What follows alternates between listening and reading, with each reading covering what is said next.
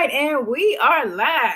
Well, good morning, good evening, good afternoon. It's your girl here, and I'm here with another edition of Meet the Clinician.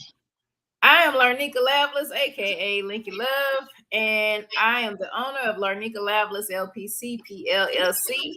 And I have with me one of my uh, fully licensed professional counselors at the practice, Miss Leah George.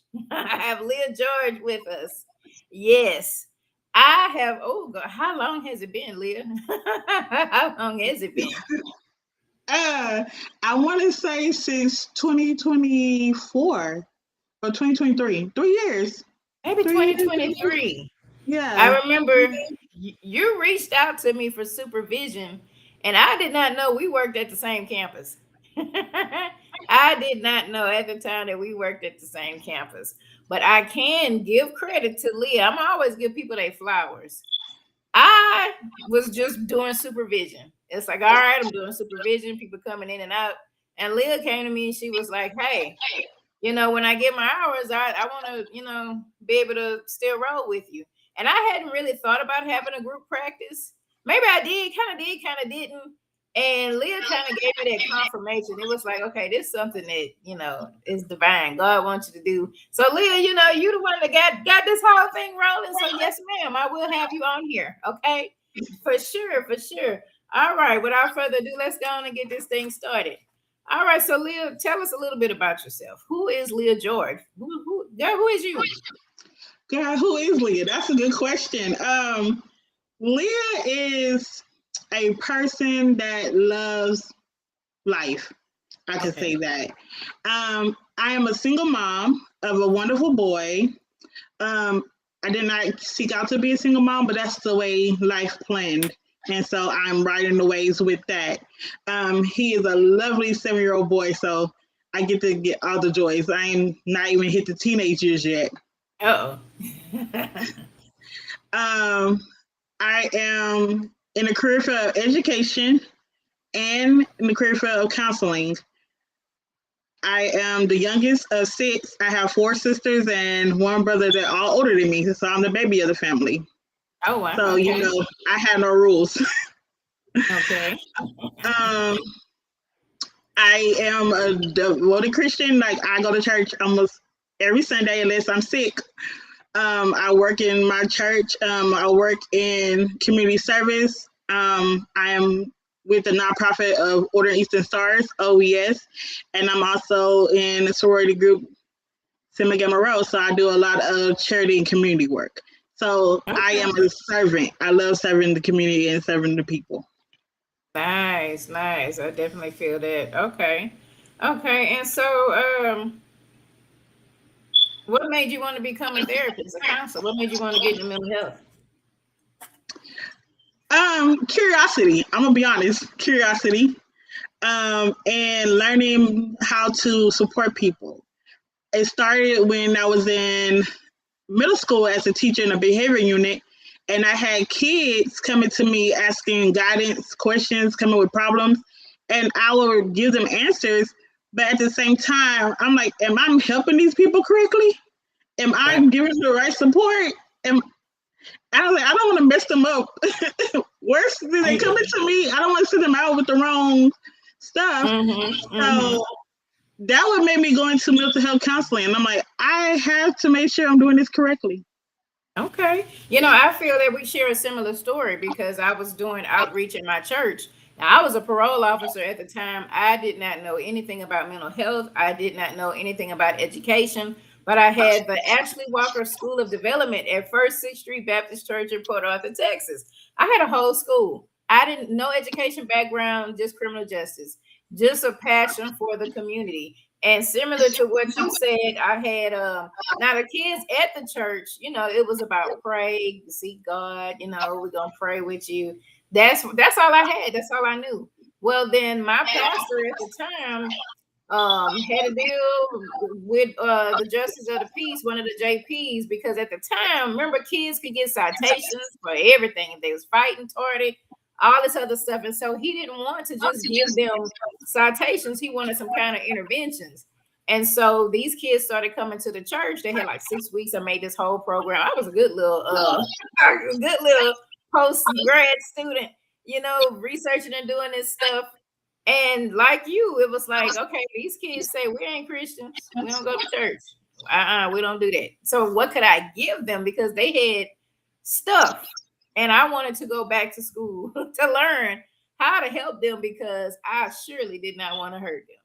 So definitely. All right. So as far as mental health, you said you were curious about it.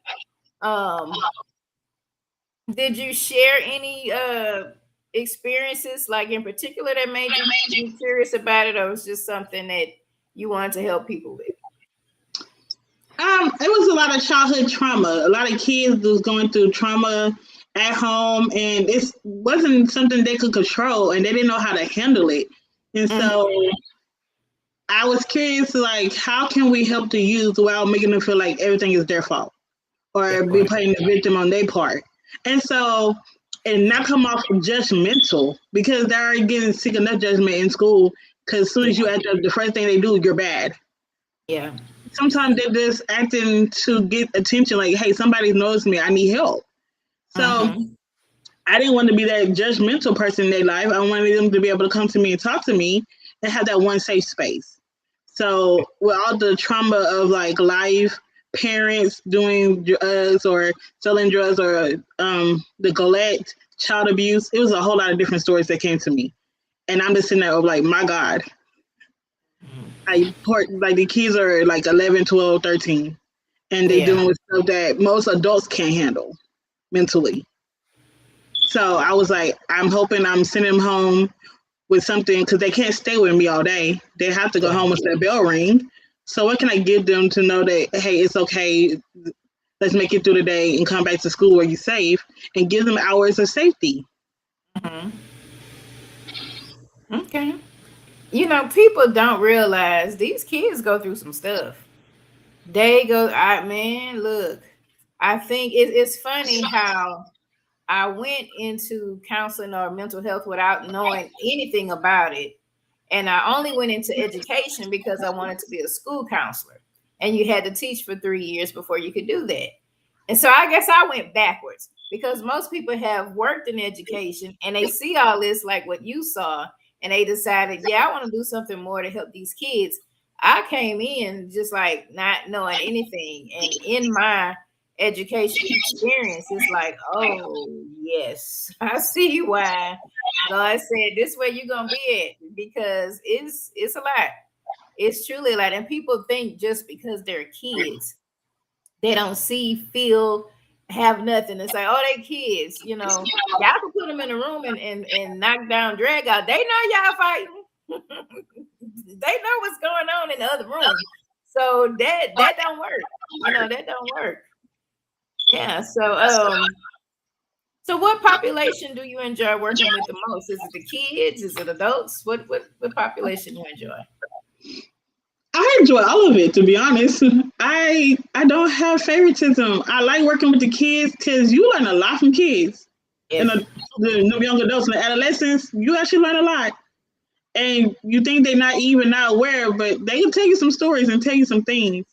So I love working with them. And I also love working with my adults because I like being real and realistic with them and get to know their stories and understanding the support. Because like I said, everybody's story is different. Yes. Everybody comes from a different background and culture, and what you learn from them, that's by listening and understanding where they're coming from, is amazing. So I like working with my adults, and because they come in ready to learn and ready for the seeking for the help. And I love my kids because they don't know they want the help or seeking the help till they get in, and then they were like, oh yeah, and to have that aha moment with them is amazing. Okay, that's for sure. That is for sure. I think that being a school counselor is like raw. It's real raw. Because in private practice, the parents have to send them to therapy, And so the good part about that is that, okay, the parents already have their minds made up. I need to send my child over here to get therapy. At school, we have to convince parents, like, your child needs talk to somebody outside of what we can provide over here. So for sure. So what made you want to do private practice? Because you could have went worked at the hospitals, you could have went worked at whatever. Why private practice? And why with me, girl? Why you wanted to hang around with me? Um, two good reasons. One, because I know once I get done with my career and I get retirement, I want to start my private practice. Like we Okay. talked about this, and I'm like, what is the best way for me to learn and to sit under somebody that already does it Okay. Okay. and that knows and I can learn from? So it's like not only you are my director, but you're also a mentor towards me because, like, Yeah. I come with questions. Okay. I need to know what's going on because I want this is something I want to do. Like I want to go to like a nonprofit and just bring it more in towards our community because we Hmm. don't have that many out here in the community that I reside in, Baytown. So I Yeah. want to learn so we can get more in the community and more help and support. Hmm. And so that's why I chose private practice. Like you're right, I could put applications in anywhere, but I'm like, no, where can I go where I could actually be me, be Hmm. free, and help the and help people that might not afford it. Yeah. Like I want to be that counselor. Like anybody can come to me. Like I don't want to be like, oh, $250. You have to see me. If I no, like Okay. people, mental health is not worth money. Like that's their lives. I'm Hmm. here to help support. That part, that part. I am like the person that y'all see right here. This is me. This is me, business. This is me, therapist. This is me, supervisor, mentor, clinical director. This is me. I'm bringing like it's just me.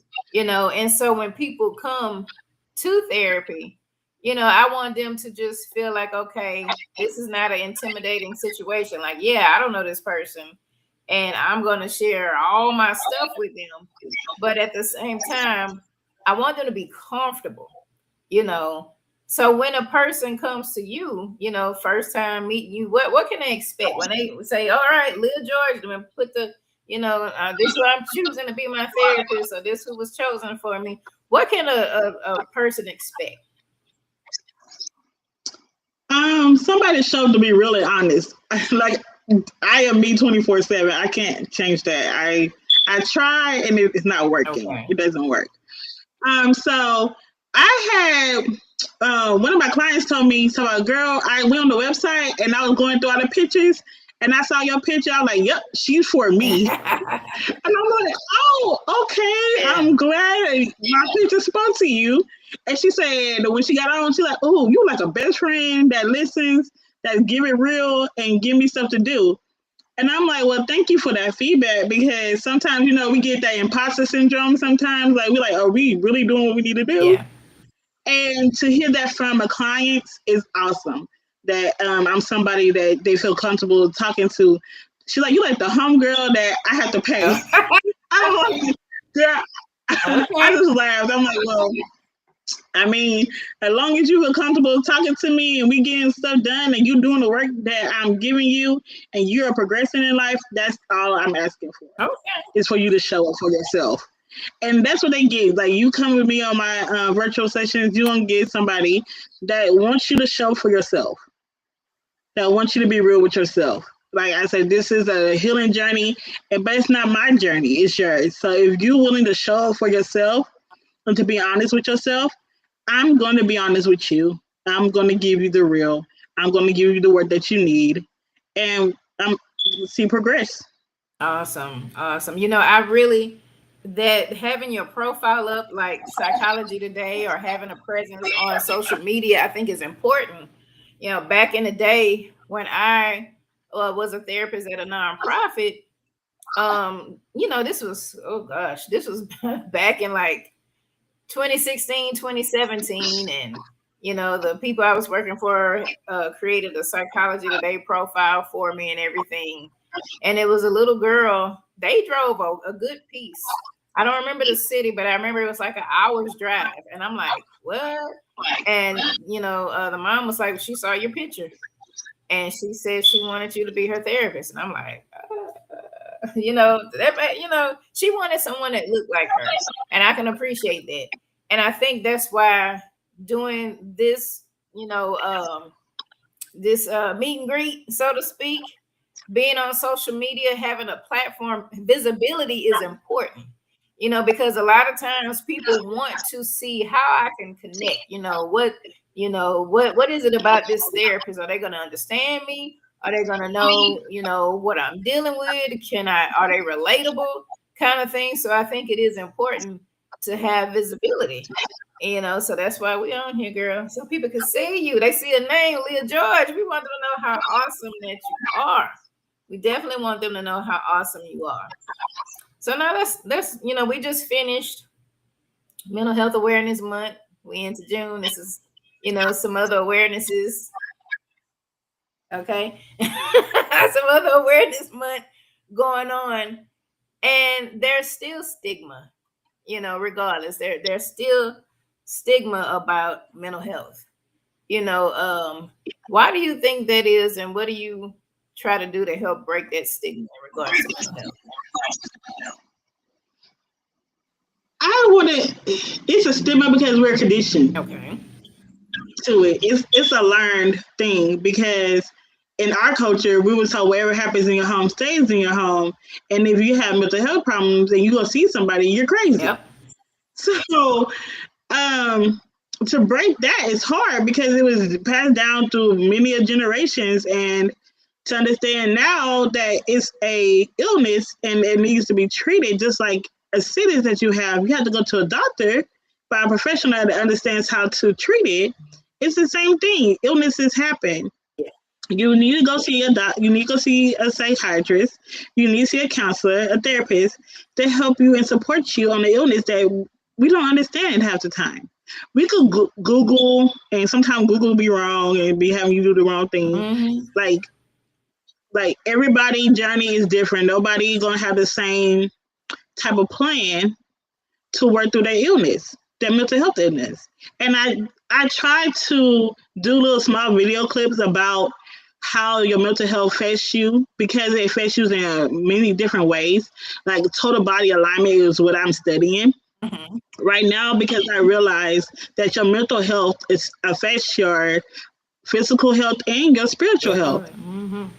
And vice versa. And so if one of them are not aligned with each other, you're going to be off on multiple areas and it's going to drag you down. And sometimes we don't understand why we feeling fatigued all of a sudden or why we can't sleep all of a sudden. We have these horrible migraines or we can't think clearly is because something else is affecting us besides our physical, spiritual, and mental. Mm-hmm. And so I tell everybody, check in on it. 100%. Go to the doctor. Do your regular checkup with the doctor. Spiritual. Go sit in. If you're not Christian or you don't have a faith base, go sit in nature. Get back to nature. Go sit on the ground and go suck up some sun and get back to meditation that way. Yeah. Or go get you a group of friends that you get your spirit aligned and you can vibe with. Or if you're faith based, go to that church. Talk to your pastor. Talk to a ministry leader. Anybody that you can talk to about your spiritual growth to read your Bible or whatever book that you have that's in your faith base. Mm-hmm. Mm-hmm. So I try my artists to speak out and advocate for everybody and let them know it's more than one way to deal with mental illness. You just don't have to sit there and do it by yourself. You're not alone in this. Definitely. There's support out there. And so that's how I try to break the stigma. Like just because somebody said one thing, do what's best for you. It's okay not to be okay, but I tell everybody it's not okay to sit there and build a house on it. You have to come out the house. Definitely. All right. So you work in education. You have the work with me in the practice. What do you do for your mental health? Like, and you're a single mom. You're a single mom. They're gonna miss our little friend. You're a single mom. Like, what helps you to stay afloat? And because it's when I tell you I've been burned out. Like I have been burned out, and as much as I talk about self-care, I'm learning to really implement that in my own life. So, what do you do for you? What helps you to kind of be able to wear all these different hats you wear and stay pretty stable? Girl, that was a lot coming from you. I'm tired listening to you announce all of that. So I have learned the power of boundaries. Boundaries is self-care. I want people to Okay. know that setting boundaries is self-care, because you have many titles like that, you have to set your boundaries. So I Mhm. learned how to say no and me no, and I explain myself. Yeah. Um, so I set boundaries from like when it's school days. Everybody know from 7:30 to 4 o'clock. I work Yeah. in education. Hmm. Don't text me at 7 o'clock because I'm not answering you. 7:30 to 4 o'clock. At 4 o'clock, I'm no longer in education. Don't text me. Don't call me nothing about education because I'm not answering till 7:30 the next day. From 5 to like 8 o'clock, or if I have clients or if I'm doing work, I'm a counselor then. Yeah. And then it all depends because, like I said, if you have a toddler, they don't care who you are or what time you are. Them boundaries don't care for them at all. Hmm. So with my kid, I from that time, if I'm not, he knows when mommy has the door office closed. Oh, she's a counselor. I don't talk to mommy till Okay. that door opens. Yeah, So that's he good. knows. So after that, I'm a mom. I'm a mom Yeah. 24/7. I cannot lose that title. So I do that. But when I have times where I can't pull away, I am big on self care with my nails. I'm big on going outside, soaking up sun when I can. Hmm. I am big on reading books, and I'm big on writing poetry, Okay. writing stories. It's in my wheelhouse to write a short parable one day. I'm trying to work that out too. And Mm-hmm. I'm big on learning. So I'm actually like making a plan, trying to see if I'm gonna go back to get my doctorates. I don't know yet, Okay. but that's in the works. And with steady prayer and talking and moving, I'm trying to see how all of that will work out. But Yeah. I'm big on myself and know when I'm tired, I'm gonna sit down. I'm like, okay, I ain't doing nothing today. And Mm-hmm. they know me at work. If I say, hey, PTO, they know I'm taking off. Okay. Prepare the others because I need my mental health day. That's what I'm talking about. We definitely have to take that time off for self. We definitely. I think what the ending part of May and the first week of June, I didn't have any clients. I was like, you know what? But I did have. So I got this out. I'm still working on it. I did have a lot of stuff in May, a lot of mental health awareness stuff that I did. And so for me, I'm learning. I'm learning how to let my off be off, let my nose be nose, all those things because it'll drain you. And if we are drained, what help are we to our clients? What help are you to your baby if you are drained and stressed out because you've been helping everybody else when he needs something? It's gonna be like, well, dang, what about me? So setting those boundaries are truly, truly important. That is for sure. All right. So if there was someone, we have a lot of graduate interns that come through. We have school counselors who are on the fence trying to decide, like, hey, do I want to do my LPC or do I want to get into mental health? Or maybe, people who are, thinking about it. What would be your advice to someone who may be thinking about taking that deep dive into mental health and becoming any kind of clinician, LPC, social worker, whatever the case may be. I would say do it. If your heart is in serving people and actually helping people the best way and learning, I say do it. Now, if you think you about to come over here and make a whole lot of money with high tail clients, I want you to really look into the pay scale and like certain things before you jump in, because I don't want you jumping on false promises knowing that everything is not promised to us. We're not promised to get in that high end private practice or get hired making six figures. Like, be honest. If you really, really, really enjoy supporting the community, helping and understanding mental health, and you really looking forward to learning, because in this field, stuff changes. Treatment Hmm. plans changes. The way we do certain things changes. New therapeutic ideologies come out, new stuff come Mm-hmm. out, and we constant learning, we constant doing professional development. So Yep. if this is not something that you want to be a continuous learner on, and you think you're one and done, then I want you to really dig deep and see if you want About to it. do it. Yep. But Think about it. think about it hard. But if it's something that you really want to step in and you want to support, and you have that non-judgment spirit, and you feel like everybody deserves to be in a space of love and freedom from their mind, then yes, come in. Come on in. We got room for you. We'll make room for you. All righty. So if somebody wants to get in touch with Leah, how can they schedule with you? Like what are your days and times usually look like, and how can they catch up with you for an appointment? So, if you want to find me, you can easily find me on LarnekaLavalais.com, LavalaiseLPC.com, and sign up Okay. and schedule me there with her. Or you can reach out to me by LG George at LavalaiseLPC.com. That's my email, and I will direct you to the website so you can easily get in with me.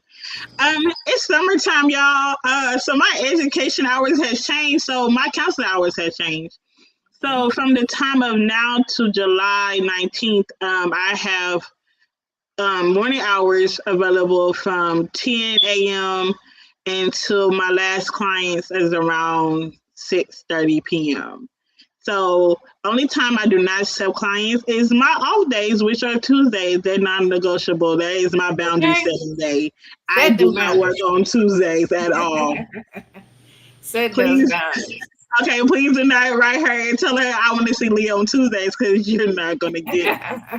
I love y'all to death, but I am available Monday, Wednesday, Thursday, Friday, and Saturdays Okay. evening, because I'm a boys' mom, so football comes in Saturday Mm-hmm. morning. So hey, Saturday evenings, I will schedule Saturday evenings. Just know my Saturday is gonna be a flex schedule, because sometimes depends on the time of the games. I might have to flex you.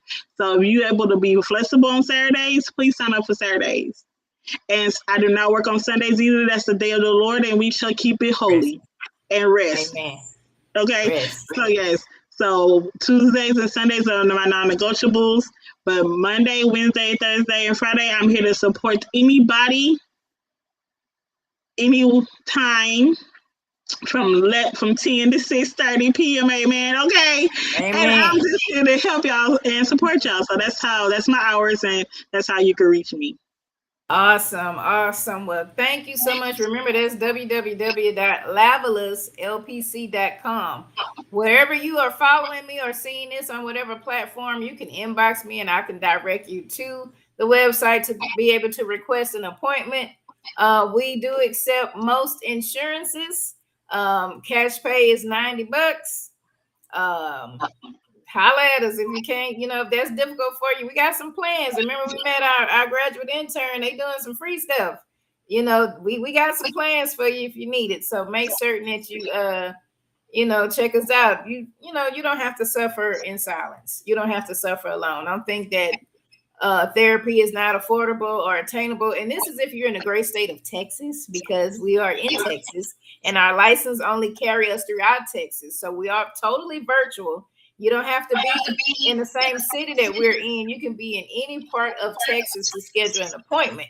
Now, y'all hope and pray with us that Texas becomes part of the counseling compact, which means that we could start seeing clients in other states. But Texas, man, come on. Georgia just did it. We need y'all to come on, man. We need y'all to do it. We need y'all to do it.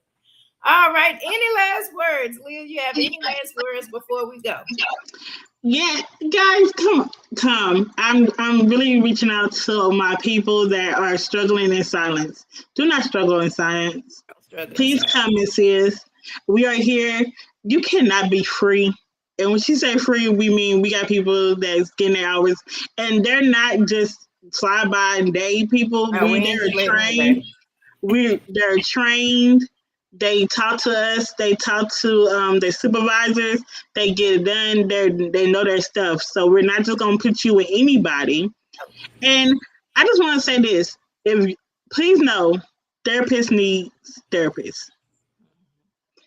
If your therapist don't have a therapist or a life coach or someone they can talk to themselves, Yeah, I say it's a red flag. definitely. Red flag. Because who are they pouring themselves out to? We Okay. take a lot on y'all stories to us, and that's called transference. And we either project that to our families or friends. And so we don't want to project that. We want to take it in and help support you, but at the same time, we need to be able to talk about our issues. Nobody's perfect.